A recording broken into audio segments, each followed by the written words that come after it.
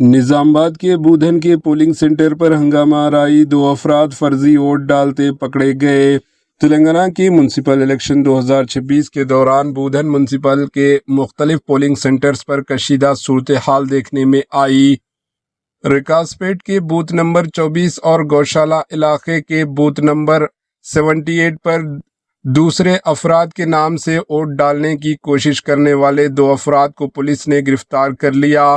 ووٹروں کی شناختی کارڈ کی جانچ کے دوران ملزمان کی جانب سے جعلی ڈاکومنٹس پیش کیے جانے پر پولنگ ایجنٹس اور انتخابی عملے کو شبہ ہوا، جس کے بعد تفتیش میں ان کے فرضی ووٹ ڈالنے کی کوشش کا انکشاف ہوا۔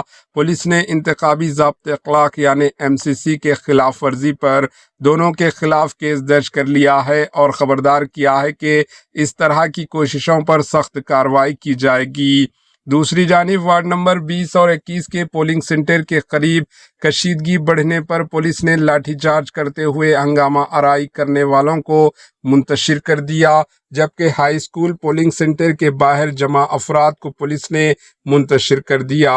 اسی دوران کانگریس اور BRS کارکنوں کے درمیان جھڑپ ہوئی، تاہم خصوصی پولیس ٹیم کی بروقت مداخلت سے صورتحال پر قابو پا لیا گیا۔ Bureau report AHN news.